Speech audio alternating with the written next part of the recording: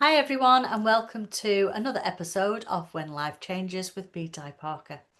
Today I've got Tori here to speak to you about sleep. Tori is a nutritional expert with now sleep and Yeah, so training. I'm a health coach, registered health coach. Yeah.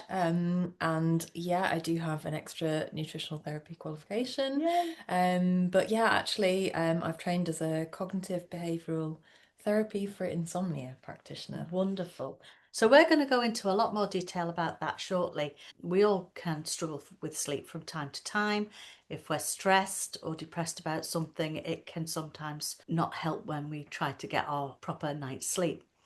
I know when I was grieving the loss of my husband, I could sometimes go off to sleep quite quickly because I would be tired, and then I would wake up wide awake about 1 o'clock in the morning and not be able to get back to sleep. So I'm really pleased that you've come today to talk more about this Yeah. now that you've got this. You're also a member of the Just Ask a Coach team, by the way. So I'm really pleased that you've come together with me today to talk about this. Mhm. What inspired you to do this qualification? Yeah. Let's start there. Well, exactly. So, I think I talked about, I'd had some various challenges with my health that led me down to sort of health coaching and a bit of change. And I absolutely loved health coaching. But then after that, suffered a bereavement myself, basically. And my father passed away. And I was very aware about health and the importance of sleep. But I found myself waking at like 2, 3 a.m. on repeat and kind of getting more and more anxious about what was happening. I think also because I was kind of studying health at the time and I was so aware of the impact of lack of sleep on health that it became this spiral. So, one, waking and worrying, feeling panicky, that just turning into waking at 3 and never going back to sleep again and just feeling absolutely shot, like emotionally and in every sense. And I just ended up in this spiral of like, I'm in this health world, I should know what I should be able to do. So, I tried all the things. I tried, going to bed earlier, um, all the supplements, making sure my diet was okay, like everything that I thought was helpful, but nothing was working. And I just felt really, really desperate because to be honest, I just was fed up of being awake in the night, in the dark. I don't know, it's just anybody who's been there, it's just not a pleasant experience. And so I kind of stumbled across cognitive behavioral therapy for insomnia. So basically, I did that myself. It fixed me. And so I went from really struggling with sleep. It wasn't, I didn't find it easy. I will be honest and say there's aspects of CBTI that aren't easy. And some of them I couldn't get my head around doing to start with. It was an online program, so I would always recommend that, but it was quite confusing and it took me quite a while, because there was a limited amount of kind of personalization with it. So I think, I kind of it improved and I took what I could from it. Well, that skill Um, you'll bring to the table, yeah, isn't it? exactly. And that's why I thought, Tori, like I was wondering, like, well, what should I niche in? What Yeah. is kind of my passion? And it just sort of came. And then I went away to the UK and I studied with the Sleep Charity UK, basically. And like, I just think it's a fantastic thing.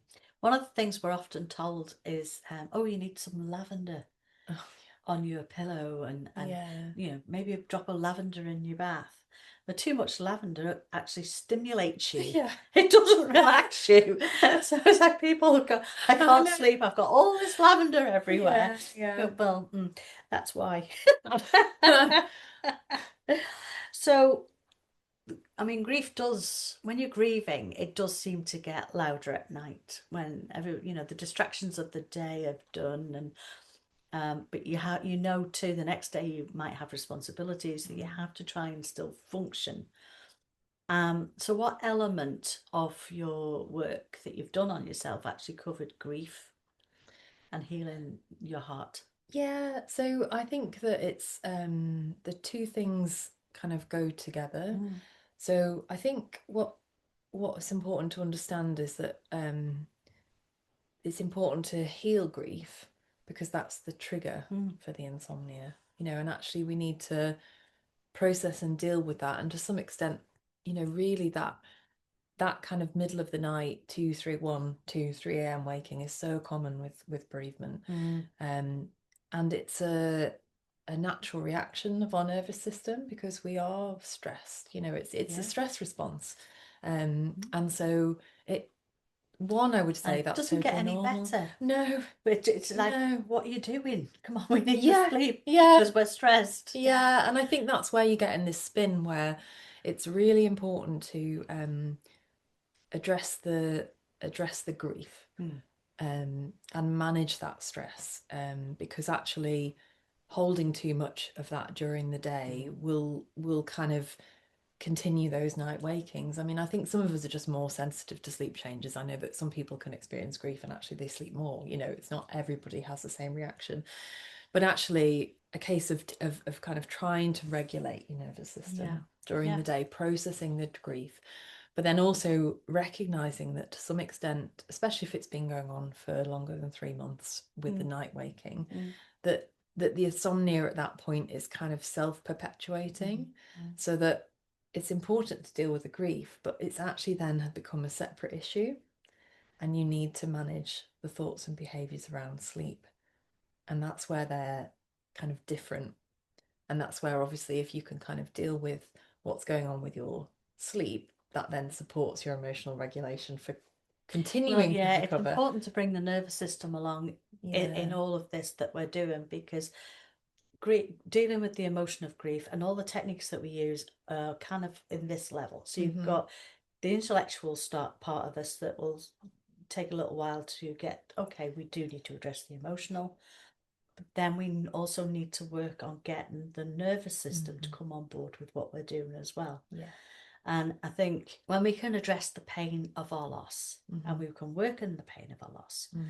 then that can take quite some time after you've had a bereavement to Yeah. do, because you have to Yeah. do it when you're ready Yeah. anyway for a start off, Of course. when you feel that you're up to that task, and understanding that when you deal with the pain of loss, you're not removing or dismissing the person that's Yeah. passed. Mm-hmm. You're just dealing with the pain Yeah. because you know that that's what is the part that's stopping you from functioning Mm-hmm. normally. Mm-hmm. And I think once you get to that point and you do that work, then the nervous system can kind of calm down a bit and say, okay, Yeah. we are still safe. Yeah. We are still loved. Mm-hmm. We can do this. Yeah. And then that's, I think, when the sleep for me, for sure, started to become a little bit more together. Yeah. But then my sister ended up dying. So I Yeah. kind of had, all the bits I'd been holding on to as well, all Mm-hmm. the emotions of that had come and started disrupting my sleep as well. But it's important. I don't know if obviously you will know this, but we need to sleep because the brain needs that time to delete the information that we store every day that we don't need to keep.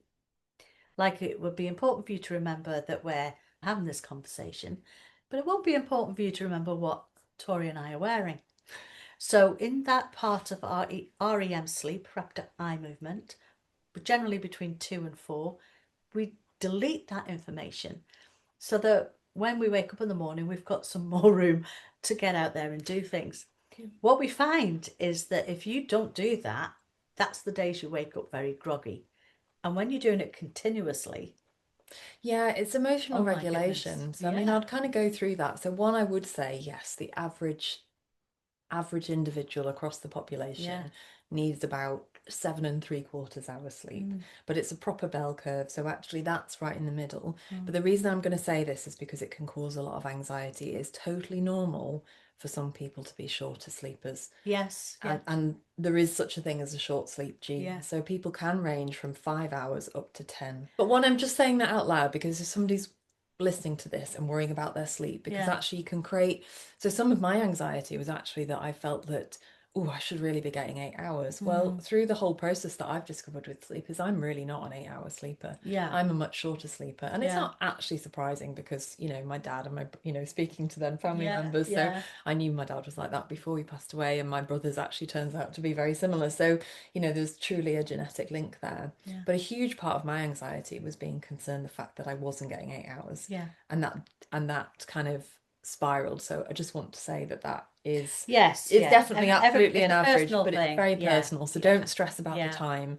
I think the other thing is, because actually you're right, of course, if we don't get enough sleep, then it's both the stage 3 sleep and stage 4. So there's the deep sleep, which is the non-REM deep sleep, and then the REM deep sleep, which kind of give you that emotional processing. Because actually the other stages prioritize our kind of physiological self and our immune system. And I think, I mean, I understand the body, basically when we're short of sleep, the body is like, right, we need to stay alive here. Yes. And actually we don't need that emotional processing. Well, obviously you do, because when you bereave, that's something that you really do need to be having. But it unfortunately is the first thing that goes out the window when you're sleeping shorter. So I think it's knowing that is important as well, because it's actually thinking, okay, so I didn't sleep so well last night, and so I will find some stuff harder today, but that's okay. So it's like that acceptance of the situation. Well, the way I managed it for myself was that I allowed myself power naps. Yeah. If I felt that I got to a point where I really was, and yet I know that not to do it after, say, 4 o'clock, otherwise then it would add to not being able to get to sleep later. Yeah. But for me personally, to function, I know that I needed to have a power nap. Yeah. So, 20, no longer than 40 minutes tops, just to rest the body and let the nervous system know, hey, I'm okay. Yeah. You'll be okay. Do you see a difference between being exhausted and actually feeling rested when somebody is grieving? I don't know if we've covered that one. There's 4 aspects to really making sure you get good sleep. So we have quantity, which you just spoke about, quality, regularity, and timing. And so just briefly covering those things, I could probably spend an hour talking about those alone. There's obviously quantity matters, but actually you might sleep for 7 or 8 hours and feel like I'm still exhausted. And part of that could be related to the quality of that sleep. And that's about actually having put lots of things in place, because they're things that maybe when we aren't feeling that great and we are feeling a bit dysregulated, that go out the window. So one is it's so important, even if we don't want to, is a consistent wake time. Much more than bedtime, but a consistent wake time. Even if you've been awake in the night, get up, get some morning light, and you just restart that sleep drive. Because actually, if you don't, it spirals for the next day. So I often think about it now as if I've had a bad night, I just think, great, banking some better sleep for tomorrow. So that's all good. I'm going to take that with me. Yeah. And that's grand. So there's an aspect of sleep drive. So within that, like I said, there's morning light, consistent wake time, movement. So like having a little walk, whatever it might be for you, a swim. We're just talking about swimming before we came on. Just anything. It could be gentle. Just it doesn't need to be kind of some sort of extreme exercise, but just being active. And the other one actually that I think that, I mean, it'd be interesting to talk to you, get your thoughts on this. A lot of people do who are sleep deprived, is they start to cancel social kind of invitations and opportunities to socialize. Yeah. But unfortunately, if we don't, because we're human and we're designed to seek social connection and mental stimulation, if we stop doing those things, it actually impacts on the quality of our sleep. So it's important that we carry on with those things. So I think this is where it can all, you can see when you add these things together, how when we just stop one thing, it can tip something else and it spirals. So regularity, as I've already mentioned, kind of consistent wake time, that's the thing I'd prioritize the most.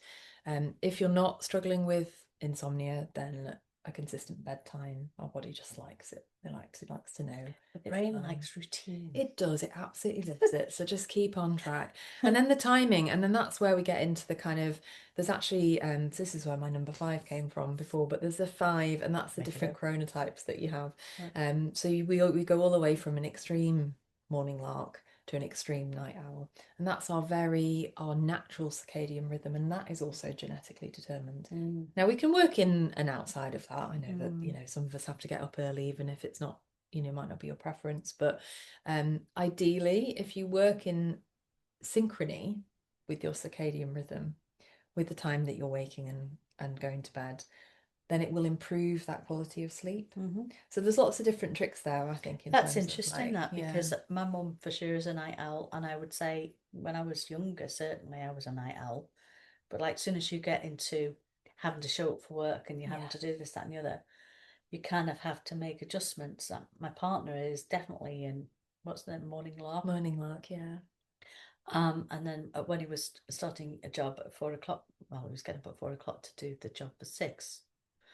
It was like disturbed my sleep no end. Yeah. And then, I felt I was out of my rhythm. Yeah.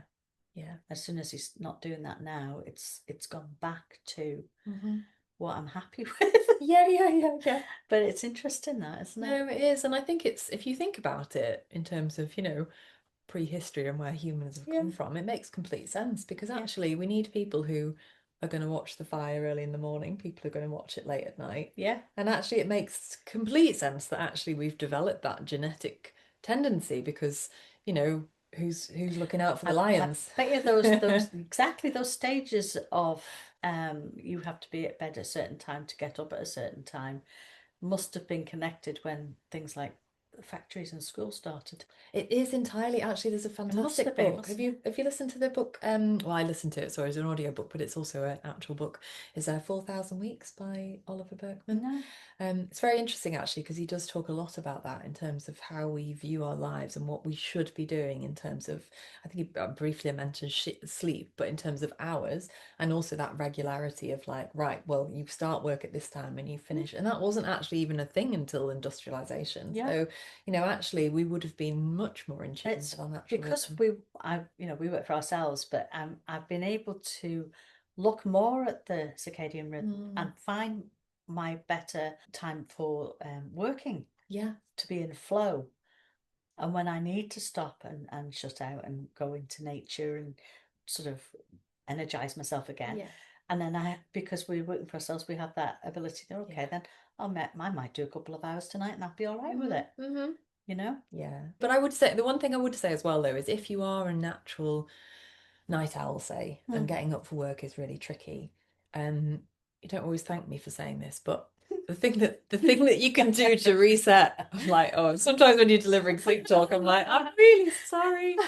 But it's actually that this is where that consistent wake time is really important, because what can happen for people is that if you're a night owl, obviously during the working week, if your job, is 9 to 5, Monday to Friday, you need to be up to get to work, to get the kids to school, everything you need to do. And that has to be a consistent time. But what will happen is that because of your natural tendency, you'll end up having a massive lie-in in the weekend. Now, obviously, it's like, me. I'm not against more sleep. But what happens then? It's like you've been on a long haul flight and you're basically giving yourself jet lag. Yeah. Because actually, when you get up later, you set your sleep drive later, which is differing your circadian rhythm. And essentially, you want the two in line. So it can be very difficult, but if it's worth a trial, again, if you're sleeping well, and it's more about the quality of your sleep rather than the time. But I would, try and get up consistently on a weekend, because actually then when you get back to Monday morning won't feel so hard, because you're not constantly resetting it. If you're looking at me thinking I'm not giving up my lying to just do it anyway. I don't mind. What I do find sometimes is if we have had a longer lie-in, which might be till about just 9 or just after 9, what I say to myself is, oh, my body must have needed that rest. Yeah. And then I can function, I'll get on with the day. And it doesn't tend to bother me getting into sleep. And, Sunday we might get up at 8 or whatever, because you've got the jobs to do and stuff like that. Yeah. But generally, it's between, probably my lie-in is sort of, I suppose, 8:30 to 9 is the lie-in on the Saturday. Yeah.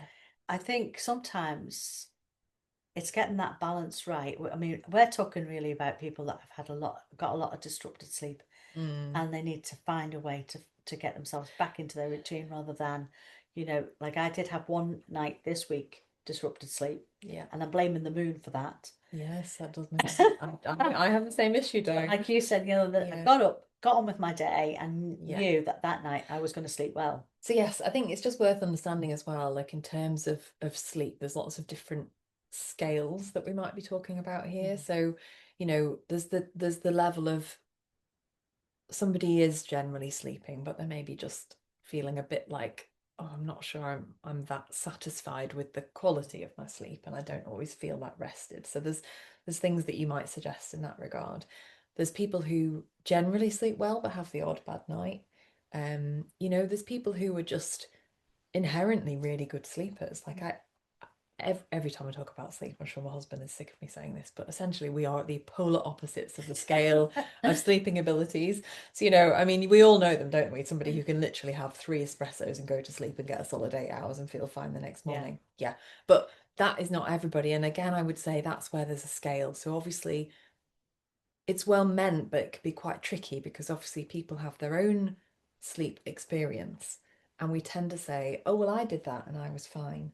But actually, everybody is operating on a different scale. We are all unique. And actually, what I would say is that there are actually, an aspect of whether you may or may not get a bout of insomnia within your lifetime, which is a chronic sleep disorder, Yes.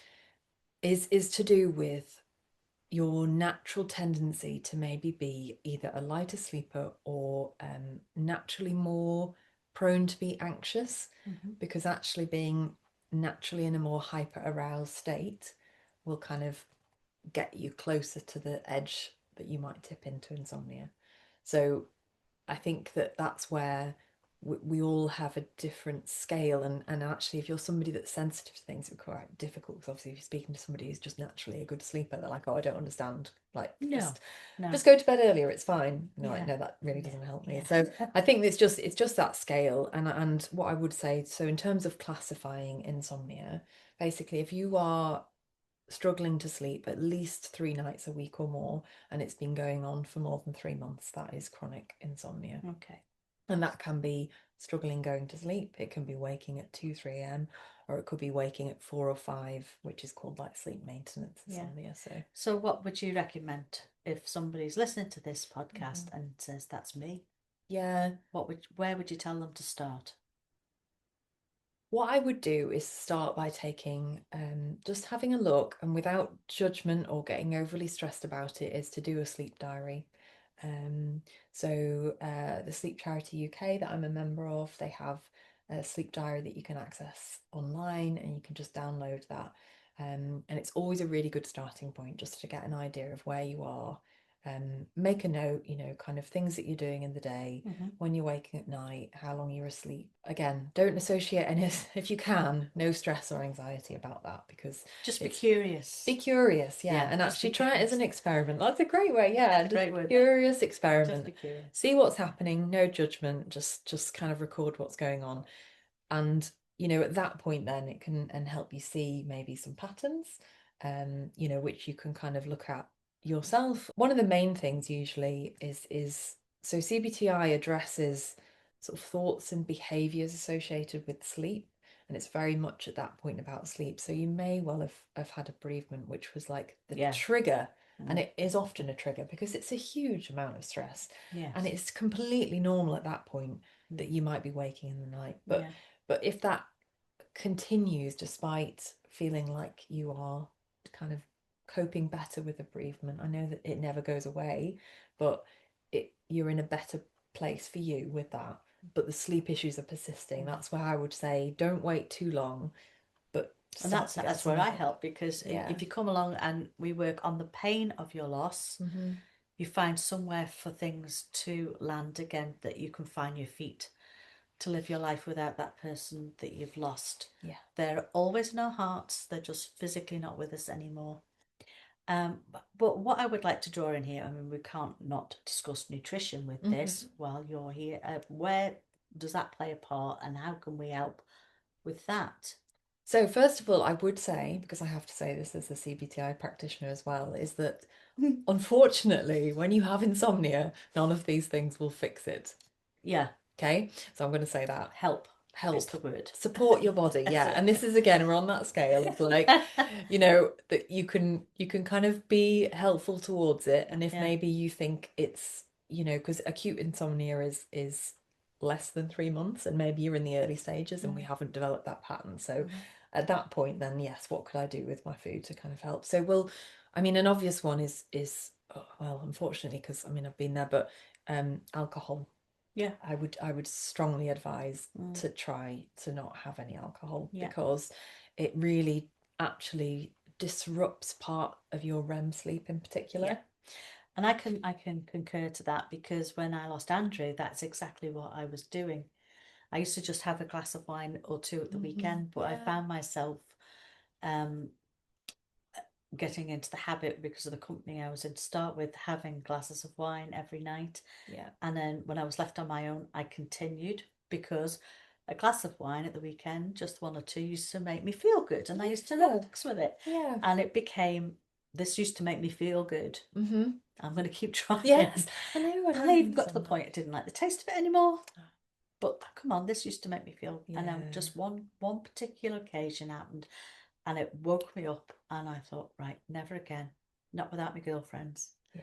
And I put it back in the cupboard, and I just stopped it there and then. Yeah. But we all know how that could have easily come into then something else to just add to the mix of everything else. Absolutely, absolutely. And What I I've really got to learn is, when I was doing the grief training, was that it's called a short-term energy relieving behaviour that we do to try and make ourselves feel better, rather than address the pain, because we don't necessarily know how to. If we don't have conversations about grief, Yeah. open and honest ones, then people just try to hold it in. Yeah. And then they're trying to make themselves feel better. Yeah. So whether that's alcohol or whether it's food, Yeah. you know, that biscuit that we were given as kids, here, this will make you feel better. Yeah. When you've Everything's broken alright. your toy, and if you're left alone, you go and get the other one. But so these habits, I mean, like you say, you know, we are made up of so many parts. Yeah.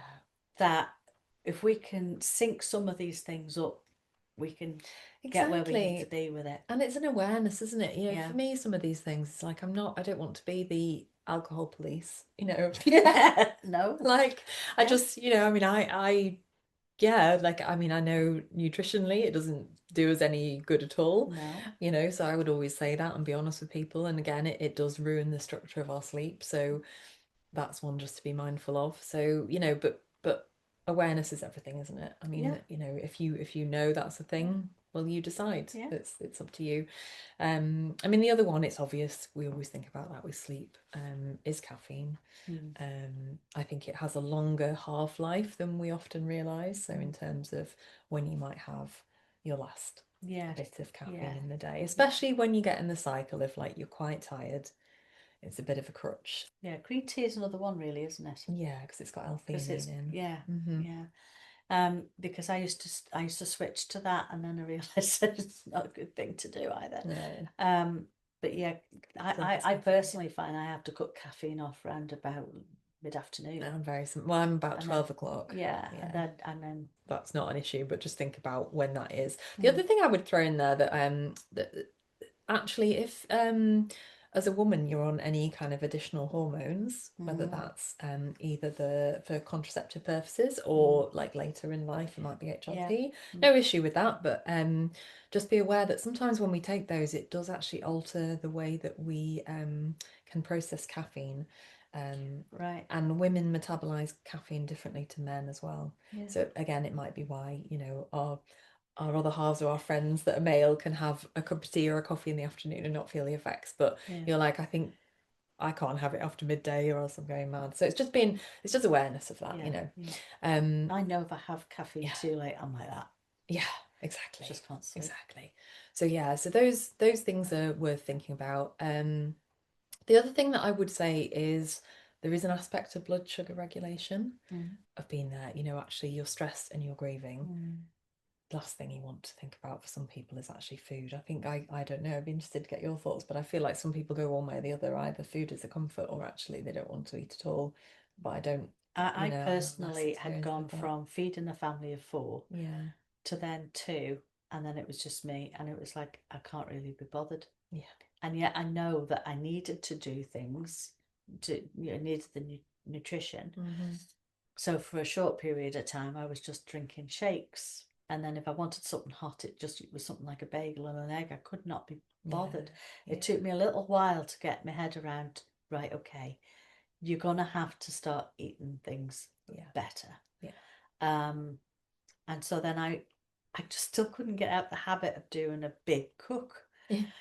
So the way I got around that was I went out once a month, did my shop for the month Oh, wow. basically, went home and I cooked up my food, decided what I wanted for tea that night, and the rest of it was all potted up. I just literally Ah, spent a Saturday cooking, yeah, yeah, and yeah. then it was all fresh in the freezer for the month. Mm-hmm. So that when I had an activity or something going on, I would reach in and I knew Yeah, what was in there that I was eating was going to be good and yeah, nutritious. yeah. And then just add fresh stuff, like veggies Brilliant. and whatnot as you went. That's the only way I could manage Yeah, that that part of me as a mum that was used to cooking for the whole family. yeah. Within 3 years, that had completely changed, Mm. and that was a hell of a big Yeah, loss. it's huge. And there's nothing more I love, as you probably have noticed from the different events we've put on. I want to get people round Yeah, and enjoy food, yeah, enjoy the company, yeah, and that is a loss. yeah, When you don't have that going on anymore, you're also grieving that yeah, aspect. yeah. And I think that's a fantastic strategy that you found there, Yeah, because I think also as kind of life and habits and routine change as well, I mean that's your sort of in a positive way, you might become busy and do things and be out more, as life changes. Um, so yeah, actually kind of prepping and acknowledging that and just getting it all in so it's quick and easy and it's healthy when you're ready. it So I helps mean, portion size of control, course, yeah, portions, yeah, yeah, because yeah. you haven't got to eat the whole shepherd's So pie. true. Even though, Just one yeah, I penny know, pie. I know. So yeah, so in terms of change, so the last thing I would say in terms of nutrition is that so part of your gut is responsible for producing serotonin, as Mm-hmm. I'm sure you know, Yeah. which is a precursor to Mm-hmm. melatonin, Mm-hmm. which is our sleepy hormone. Mm-hmm. And we need melatonin to build to kind of make us feel sleepy and then to kind of support our sleep quality during the night. Which explains why people are drained, feel that when they're in the first throes of grief, Yeah. because we have such a big drop of dopamine that comes down on our brains, so we don't literally fry our brains because of the Yeah. impact of the Yeah. shock It's and huge. trauma can be enough, can't it? Yeah, yeah. So I think looking after your gut, if you're thinking about Yeah, it, yeah. you're supporting your nutrition and health is really important because, it's on that level, it's about getting adequate protein and enough fiber because actually fiber is what fuels our gut and what our little gut And I bacteria love think to eat. people can get confused about fiber. So can Mm-hmm. you talk a little bit about that? Because when I hear fiber, my brain goes to brown bread. Yeah, Yeah, brown flakes, and all all brown. that. Yeah. Whereas actually, it's the fibers in your carrots and stuff as well, isn't it? Yeah, So so do you want to talk a little bit about that, just in case somebody else has the same thought patterns as me? yeah, so it's just a range. I mean, different veg have different amounts of fiber. There's also different types of fiber. So we have soluble fiber and insoluble fiber. So yeah, great sources of fiber are, our brown bread, because actually that is a whole grain. So anything that still has like the outer husk of the grain will be higher in fiber. So, your whole pasta, whole rice, whole grain rice, and the wholemeal bread. So they are a really good place to start, just to keep it simple. Other things that are really high in fiber are your kind of beans and lentils. They have a lot in. I know that kind of some people love or hate beans and lentils and things, but lentils, I would say, actually, particularly red lentils, are great if you just blend them into a soup. So you can kind of, you don't have to be really loving those sort of things. Everybody's different. I tell some people about it, and they're like, yeah, I love them, and other people hate them. And then vegetables, so potatoes, but ideally with the skin on, because there's quite a lot of nutrition in the skin. Yeah. And then yeah, so nuts, What I found seeds. about potatoes is Mhm. I can't eat too many of them No, because they then bloat me and yeah. kind of lead to indigestion. So I can Hmm. only have a little tiny bit of them. But Yeah. that's only because I've started to listen to my body instead of ramming Exactly. it in. Yeah, and that's very individual because a lot of people might be the same with beans. So, Mm. I'm not dissimilar. I can't eat large quantities of beans. I Yeah, really love them. yeah, Actually preparing them properly, soaking them well, cooking them well yeah. does tend to help with digestion, but that's like, yeah, that's part of it. So just having a really lovely mix of fruit, veggies, fiber, the whole vegetables, whole grains, Mm. nuts, seeds. Chia seeds are are great. Not everybody likes them, but if you blend them in a smoothie, they're quite high in fiber. Okay. And so we should all be getting around 30 grams of fiber a day. Wow. Which actually, when you track it a little, so in like my work as a health coach, I usually throw down a bit of a challenge because often I'll discuss fiber and I usually get the reaction of oh, I eat lots of fruit and veg. And I said, I can almost guarantee you're not getting 30 grams a day just because it's really hard to achieve that, especially if you don't eat a lot of whole grain food. And so sometimes I just say, look, I'm not into kind of meticulous tracking of stuff because life's too short. But actually sometimes just do it for a few days just to test it, just see. Because it just gives you information. Be curious. That's right. That's Yeah. the thing for me. Yeah. And yeah, like you say, then you've got a little bit of an eye on what you do need to do. Yeah. So I think that's a really good challenge to lay down. So everybody up for that? Fiber. We've talked about this, what might keep you awake. We've talked about how to address it nutritionally. What about the routines and things like that, like having a nice Epsom salt soak before you go to bed to help remind your body what it feels like to be relaxed? Yeah. Any other tips around that? Yeah, so I mean the temperature is Yeah. a really interesting one. So we actually need to drop our core body temperature to instigate sleepiness. And so that is why a bath will help, which you think actually, hang on, that's making me hotter, not colder. But it's actually about, in order to drop our core body temperature, we need to get our blood out to our extremities to drop that heat. So that's where actually, especially in, in this country where it can be cold quite a lot of the time, sunny but cold. Yeah. That actually, warming yourself up to then effectively cool yourself down is why you'll feel sleepy after a bath. Right. So that does really help. Does that change through our ages? Because I used to go to bed in the winter, like a hot water bottle, a big thick duvet, fluffy pajamas, you know, and all of that, and sleep like fine. But what I found, I suppose it might even be going through menopause, but what I found in my later life is all I want is a sheet, a light quilt, don't even have a duvet anymore, and that is enough. Yeah, I think that's individual. So I mean, I think the two things I would say is one, you need to kind of warm up and drop your core body Yeah. temperature, not your extremity body temperature to instigate sleep and to sleep well. The next is that ideally your external room temperature should be 16 to 18 degrees. For each person that varies. So again, I know people who just naturally run quite hot, so actually they don't want much on. But then, as you said, at different stages of life. So for me, I prefer to be really toasty, but the room to be cold. That like seems to work for my sleep. So just experiment. But yeah, I would generally not suggest that like the room itself should be cool, even if you've got loads of blankets. Right. Okay.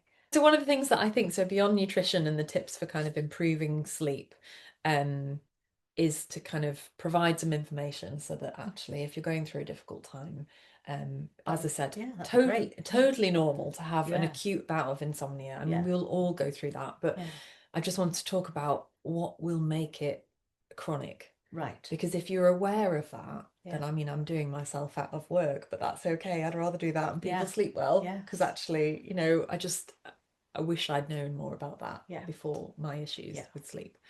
So as I said, a kind of level of acceptance that if you are naturally more anxious than others, then you are more likely to be sensitive to things. So just bear that in mind. Generally speaking, if you feel like you're not sleeping particularly well, one thing that I wouldn't encourage you to do is to increase the amount of time that you have in bed, because this will exacerbate feelings that you might have. So what becomes an issue with insomnia, and this is what you need to avoid developing, is an association between your bed and wakefulness, because that is one of the key issues that keeps insomnia going. Okay. And it's very common. So people might say, I just don't understand. I had a really hot bath. I was falling asleep on the sofa watching telly. I was so sleepy. And I go to bed, boom, I'm awake. And that is because your brain has begun to associate being in bed with being awake. You've anchored that in. Absolutely, you've anchored it in. Mm. And that happens in all those different types of insomnia, whether it's struggling to go to sleep, whether it's waking in the night, or whether it's waking too early. So, although it seems counterintuitive and maybe not the thing that you want to do, if you find that you can't go to sleep, or you lose, you wake in the night and you're really wide awake, then the best thing you can do is to get out of bed. Like, do not stay in bed. And I know that seems like it doesn't make any sense at all, No, it makes perfect sense. but it's how you can avoid that association. I love my bed. Yes, exactly. And I've taken, obviously I take people through CBTI as a program. It's a 6-week program that if you have got chronic insomnia, then it will address those issues, and we do it systematically. But I've had a client say to me, Tori, I cannot even look at my bed anymore without feeling like I want to go to sleep. But she'd been in exactly the opposite place like several weeks earlier. So that's what we want. We want actually to look forward to going to bed, to associate your bed with sleep, not associating it with, oh, I'm watching the clock again, it's 3 a.m, here we go. Actually just don't do it. So just accept that actually, if you are having a stressful period, then sleep won't come as easily, because that just affects some people. But if we don't get into ingrained patterns of behavior and associations, then we can avoid that happening. So let's say you wake up about, say, 3 o'clock. Yeah.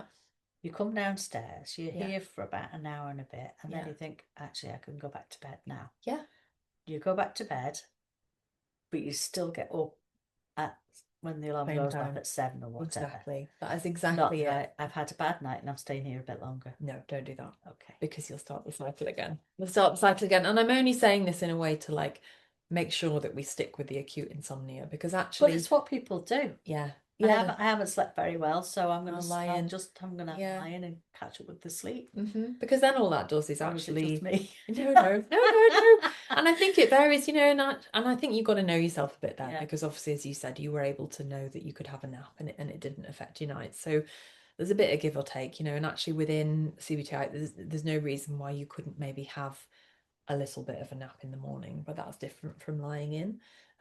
So I'd just say that try and stick with that wake time, and frame it, if you can, as this is about building my sleep to be even better tonight or the next night. It might not be. That is a really good reframe, that phrase. Just thinking about it, and it might not immediately make it better, but over time it will. It definitely will. And so just when you come downstairs, or if you don't have the space to do that or the setup, what you can do is actually just sit up in bed. Because actually, one of the main things you need to stop trying to do is stop trying to go to sleep. And it's so counterintuitive that actually most of the time, as a sleep specialist, I was saying to people, now what you need to do is try not to go to sleep. It's like, what's this reverse psychology? You crazy lady. Yeah, I know it is. Do you know, it's called the paradox of sleep control.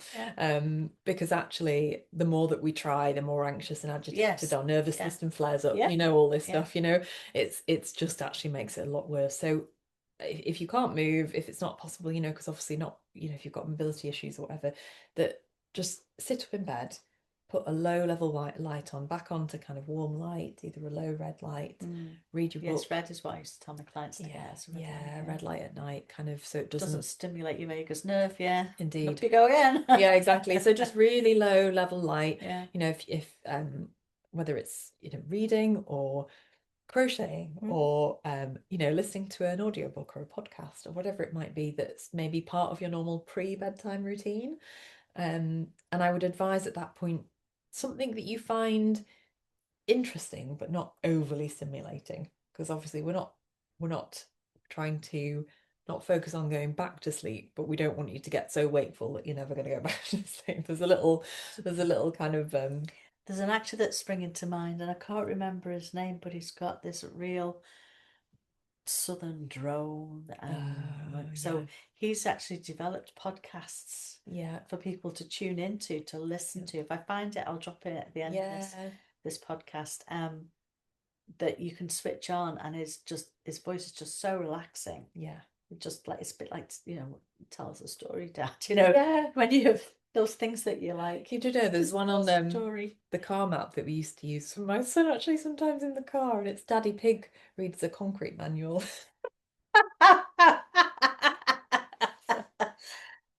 So that's the kind of level we're talking about. It Yeah. depends if you've got a vague interest in concrete. So yeah, something like that. But what I would say is it's really important because actually people can develop quite don't put something on that's about I'm going to talk to you to help you go back to sleep, because actually that you're back in the you're Yeah. trying to go back to Yeah. sleep, and that suddenly creates another association Yes. of like, Yeah. oh, I lie awake listening to this Yeah. podcast and I'm trying to sleep and I can't go back to sleep, Yeah. and you're in the spiral. So Yeah. just sit up and just kind of think, okay, this is where I'm at. I'm going to enjoy reading my book or listening to this thing. Sometimes I find it's because my mind is too busy. Yeah. And so I do it myself sometimes, but I tell people to keep a notepad, Yes. make a few notes. So it's out of your head and it's Mhm. on the paper. You're not going to forget about it in the morning. Yeah. And then I get from doTERRA a little oil called Serenity, Oh yeah. and just having a few whiffs of that, Yeah. Great. Calms it down. Yeah.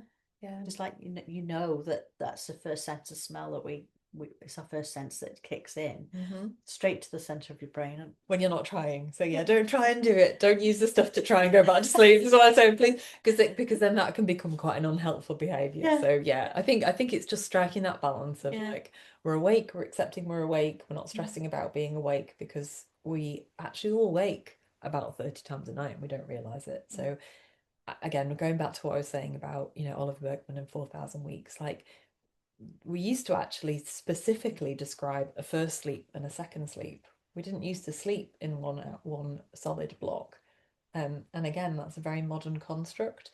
So I think it's useful to know these things of like, actually, you're not broken if you're waking in the night. I'm going to have to listen to that book. Yeah, it's really, really interesting.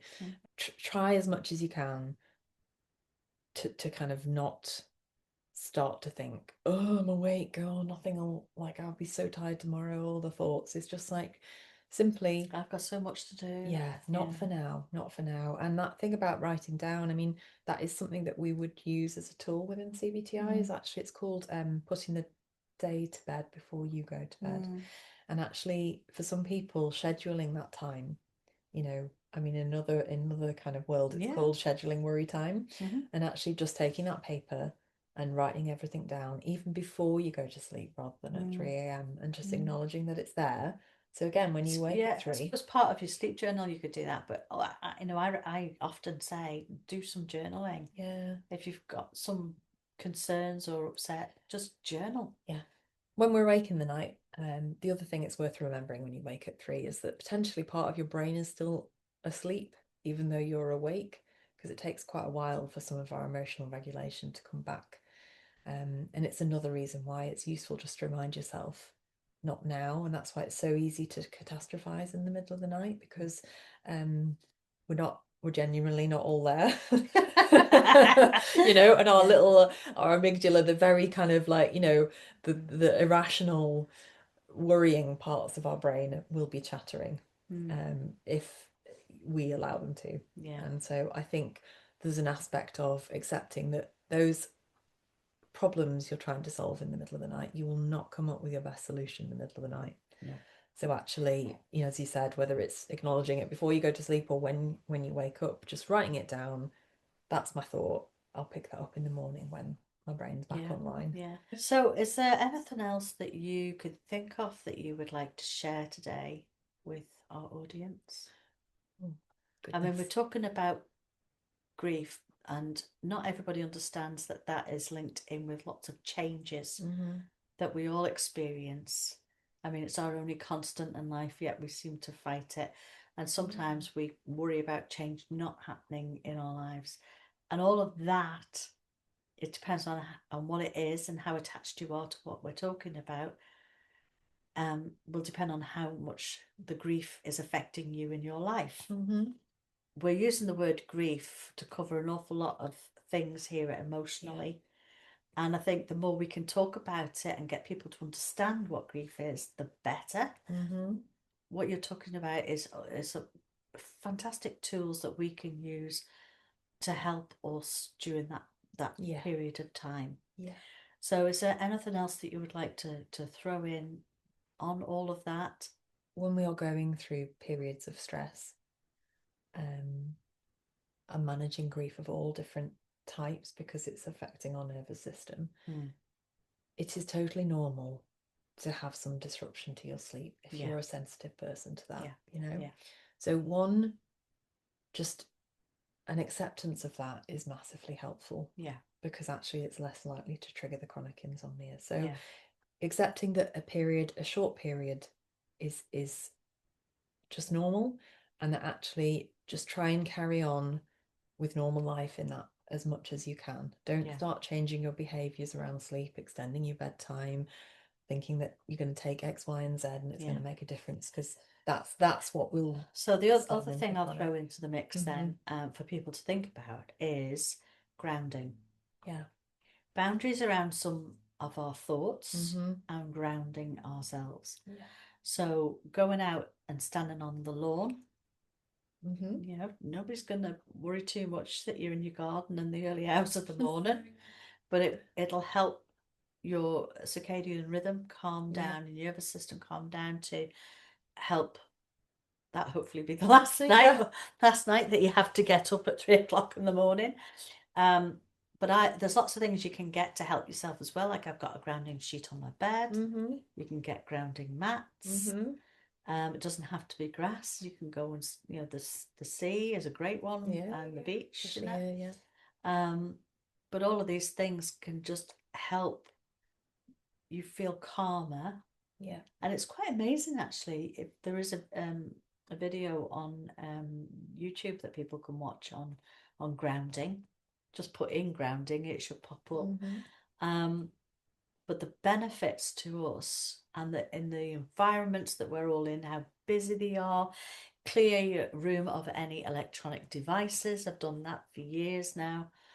They have to be outside of the bedroom. There's no televisions to distract, because it's your place to rest, not just your body but your soul. So anybody, I would say, make sure your room's decluttered. Make sure you can do all of those sort of things to help just calm your system down. And it be your sanctuary that you go to. Absolutely. To lie and rest. And keep those positive thoughts with your bed together. And so the last thing as well I would want to say is that, you know, if your sleep issues have been going on longer than 3 months, and it is more than 3 nights a week, then to some extent now we are dealing with something different, and no amount of, you know, extra baths, like grounding, you know, as much as I think generally speaking that is really positive, but that you'll get to a stage where that may not be fixing your insomnia. And if you have chronic insomnia, then, you know, go and get some help and get some CBTI. There are lots of books out there. There are some apps, but if you want individualized, then there's practitioners like me out there. But just don't accept that has to be the way things are, because that's the other thing that I just feel so passionate about for people, is that there's, for some, we get into these patterns and they become so long term. It's just what I'm doing now. Oh, I'm just a terrible sleeper, I'm never going to sleep. It's like, you don't need to accept that, and it is fixable. It is fixable. So how do they get in touch with you, Tori? Oh, so you can find me at sleepcoach.im. Find her also on Just Ask a Coach, and I'll drop a card at the end of this. So thank you all for joining us here today. Goodbye. Goodbye.